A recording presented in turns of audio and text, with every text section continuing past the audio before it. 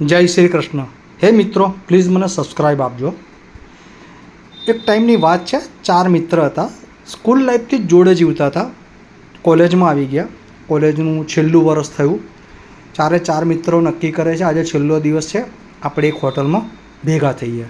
ચારે 4 મિત્ર એક 5 સ્ટાર હોટલની અંદર ભેગા થાય છે, ખૂબ મસ્તી મજા એન્જોય કરે છે, ખાય છે, પીએ છે, મોજ કરે છે। છૂટા પડવાનો સમય આવે છે, બધા પૈસા શેરિંગ કરીને હોટલનું બિલ ચૂકવે છે અને ચારે 4 મિત્ર નક્કી કરે છે કે આજથી 40 વર્ષ પછી આ જ જગ્યાએ, આ જ ટાઈમે, આ જ તારીખે, આટલા વાગે આપણે આ હોટલમાં જ ભેગા થઈશું। અને એવું કહીને 4 મિત્રો છૂટા પડી જાય છે।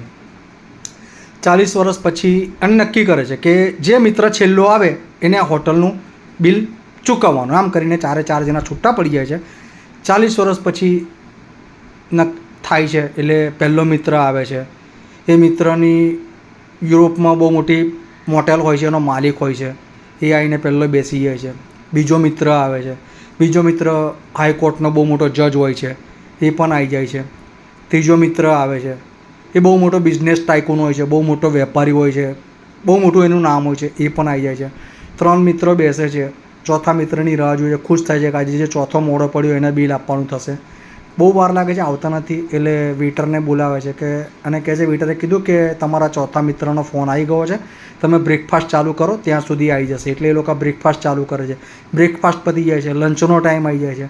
વેઇટરે કહે છે કે તમે લંચનો ઓર્ડર આપી દો, તમારો મિત્ર ઓન ધ વે છે, એ આવે છે, તમે જમવાનું ચાલુ કરી દો। 3 મિત્રોએ જમવાનું ચાલુ કરી દીધું, જમી લે છે, જમવાનું પૂરું થઈ જાય છે, બિલ આપવાનો વારો થાય છે। 3 મિત્ર કહે છે યાર એ ચોથો મિત્ર ના આવ્યો, ચાલો આપણે બિલ ચૂકી દે। બિલ ચૂકવવા માટે જાય છે, વેઇટર કહે છે તમારું બ્રેકફાસ્ટનું, આખા દિવસનું જમવાનું બધું બિલ ચૂકવાઈ ગયું છે, બરાબર છે, એટલે અને તમારો મિત્ર આવી રહ્યો છે।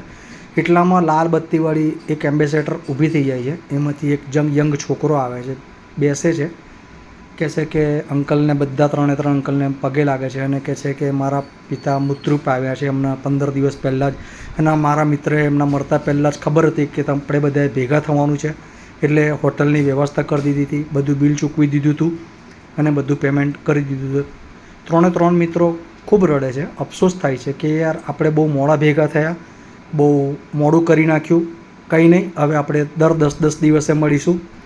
તકલીફમાં આવે છે, 3 લોકોને દર્દ થઈને છૂટા થાય છે। કહેવાનો ભાવાર્થ એક જ છે યાર દોસ્તો, જિંદગી બહુ ટૂંકી છે અને મિત્રો બહુ અમૂલ્ય છે। દરેક મિત્રો એકબીજા જોડે બોલવાનું રાખો, સંબંધ રાખો। આટલું કહીને મારા વિડીયોને પૂરો કરું છું। મારા વિડીયોને લાઇક કરજો, શેર કરજો, સબસ્ક્રાઈબ કરજો। જય શ્રી કૃષ્ણ।